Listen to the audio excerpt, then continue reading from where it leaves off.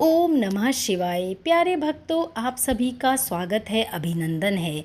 आज हम सुनेंगे सती सुलोचना की पवित्र, पावन और पौराणिक कथा। भक्तों, यह प्रसंग या कथा रामायण से ही लिया गया है। कथा बहुत ही सुंदर है। चलिए आइए आरंभ करते हैं अपनी इस सुंदर कथा को। सती सुलोचना की कथा। सुलोचना वासुकी नाग की पुत्री और लंका के राजा रावण के पुत्र मेघनाद की पत्नी थीं। लक्ष्मण के साथ हुए एक भयंकर युद्ध में मेघनाद का वध हुआ। उसके कटे हुए शीश को भगवान श्री राम के शिविर में लाया गया था। अपने पति की मृत्यु का समाचार पाकर सुलोचना ने अपने ससुर रावण से राम के पास जाकर पति का शीश लाने की प्रार्थना की, किंतु रावण इसके लिए तैयार नहीं हुआ। उसने सुलोचना से कहा कि वह स्वयं राम के पास जाकर मेघनाद का शीश ले आएं, क्योंकि राम पुरुषोत्तम हैं, इसीलिए उनके पास जाने में तुम्हें किसी प्रकार का भय नहीं करना चाहिए। रावण के महापराक्रमी पुत्र इंद्रजीत या मेघनाद का वध करने की प्रतिज्ञा लेकर लक्ष्मण जिस समय युद्ध भूमि में जाने के लिए प्रस्तुत हुए, तब राम उनसे कहने लगे, लक्ष्मण, रण में जाकर तुम अपनी वीरता और रण कौशल से रावण पुत्र मेघनाद का वध कर दोगे, इसमें मुझे कोई संदेह नहीं है। परंतु एक बात का विशेष ध्यान रखना कि मेघनाद का मस्तक भूमि पर किसी भी प्रकार ना गिरे, क्योंकि मेघनाद एक नारी व्रत का पालक है और उसकी पत्नी परम पतिव्रता है। ऐसी साध्वी के पति का मस्तक अगर पृथ्वी पर गिर पड़ा तो हमारी सारी सेना का ध्वंस हो जाएगा और हमें युद्ध में विजय की आशा त्याग देनी पड़ेगी। लक्ष्मण अपनी सेना लेकर चल पड़े। रणभूमि में उन्होंने वैसा ही किया। युद्ध में अपने वाड़ों से उन्होंने मेघनाद का मस्तक उतार लिया, पर उसे पृथ्वी पर नहीं गिरने दिया। हनुमान उस मस्तक को रघुनंदन के पास ले गए।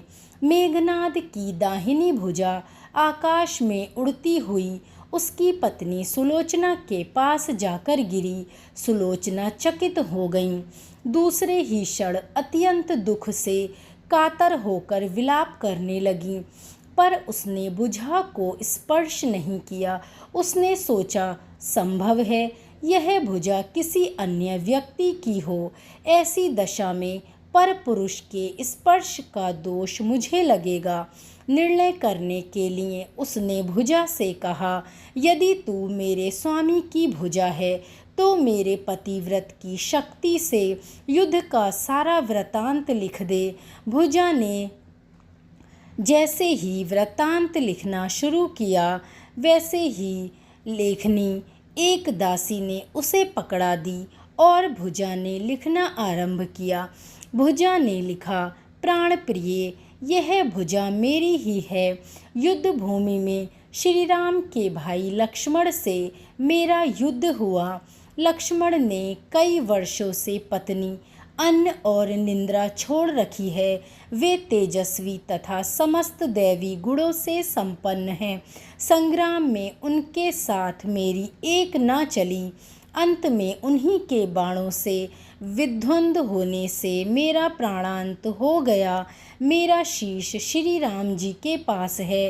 पति की भुजा लिखित पंक्तियों को पढ़ते ही सुलोचना व्याकुल हो उठी। पुत्र वधू के विलाप को सुनकर लंकापति रावण ने आकर उनसे कहा, शोक न करो पुत्री, प्रातः होते ही सहस्त्रों मस्तक मेरे बाणों से कट कट कर पृथ्वी पर लौट जाएंगे। मैं रक्त की नदियां बहा दूंगा।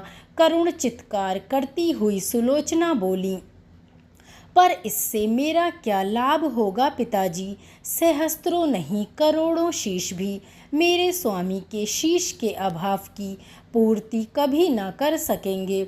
सुलोचना ने निश्चय किया कि मुझे अब सती हो जाना चाहिए, किंतु पति का शव तो रामदल में पड़ा हुआ था, फिर वह कैसे सती होती।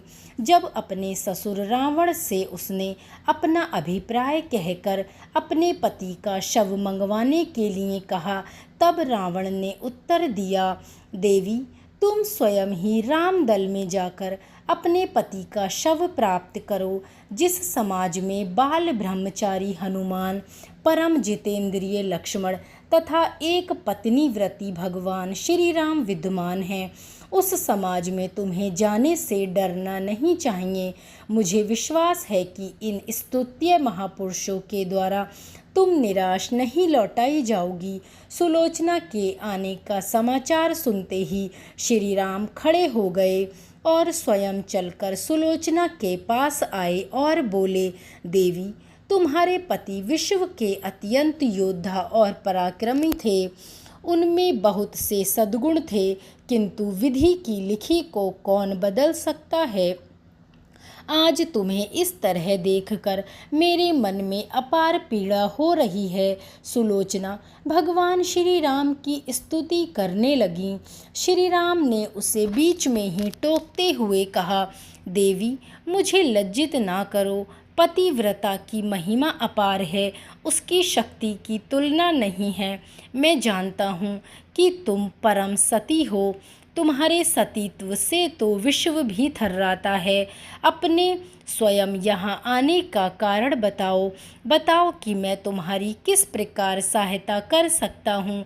सुलोचना ने अश्रुपूरित नयनों से प्रभु की ओर देखा और बोली, राघवेंद्र, मैं सती होने के लिए अपने पति का मस्तक लेने के लिए यहाँ पर आई हूँ। श्री राम ने शीघ्र ही ससम्मान मेघनाद का शीश मंगवाया और सुलोचना को दे दिया। पति का छिन्न शीश देखते ही सुलोचना का हृदय अत्यंत द्रवित हो गया। उसकी आंखें बड़े बड़े जोरों से बरसने लगीं। रोते रोते उसने अपने पास खड़े लक्ष्मण की ओर देखा और कहा, सुमित्रा नंदन, तुम भूल कर भी गर्व मत करना कि मेघनाद का वध मैंने किया है। मेघनाद को धराशायी करने की शक्ति विश्व में किसी के पास नहीं थी। यह तो दो पतिव्रता नारियों का भाग्य था। आपकी पत्नी भी पतिव्रता है और मैं भी पति चरणों में अनुरक्ति रखने वाली उनकी अनन्य उपासिका हूँ। पर मेरे पति देव पतिव्रता नारी का अपहरण करने वाले पिता का अन्न खाते थे और उन्हीं के लिए युद्ध में उतरे थे। इसी से मेरे जीवन धन परलोक सिधारे हैं। सभी योद्धा सुलोचना को राम शिविर में देखकर चकित थे। वे यह नहीं समझ पा रहे थे कि सुलोचना को यह कैसे पता चला कि उसके पति का शीश भगवान श्री राम के पास है। जिज्ञासा शांत करने के लिए सुग्रीव ने पूछ ही लिया कि यह बात उन्हें कैसे ज्ञात हुई कि मेघनाद का शीश श्री राम के शिविर में है। सुलोचना ने स्पष्टता से बता दिया, मेरे पति की भुजा युद्ध भूमि से उड़ती हुई मेरे पास चली गई थी। उसी ने लिखकर मुझे बता दिया। व्यंग्य भरे शब्दों में सुग्रीव बोले, निष्प्राण भुजा यदि लिख सकती है, फिर तो यह कटा हुआ सिर भी हंस सकता है। श्री राम ने इस पर कहा, व्यर्थ की बातें ना करो मित्र। पतिव्रता के महात्म्य को तुम नहीं जानते। यदि वह चाहे तो यह कटा हुआ सिर भी हंस सकता है। श्री राम की मुख कृति देखकर सुलोचना उनके भावों को समझ गईं। उन्होंने कहा, यदि मैं मन, वचन और कर्म से पति को देवता मानती हूँ तो मेरे पति का यह निर्जीव मस्तक हंस उठे। सुलोचना की बात अभी पूरी भी नहीं हुई थी कि कटा हुआ मस्तक जोरों से हंसने लगा। यह देखकर सभी दंग रह गए। सभी ने पतिव्रता सुलोचना को प्रणाम किया। सभी पतिव्रता की महिमा से परिचित हो गए थे। चलते समय सुलोचना ने श्री राम से प्रार्थना की, भगवान, आज मेरे पति की अंत्योष्टि क्रिया है और मैं उनकी सहचरी उनसे मिलने जा रही हूँ। अतः आज आप कृपा करके युद्ध बंद रखें।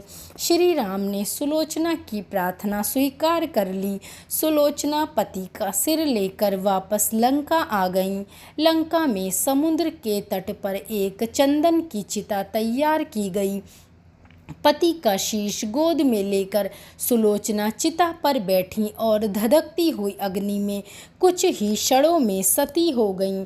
बोलिए सती सुलोचना की जय। श्री रामचंद्र जी की जय।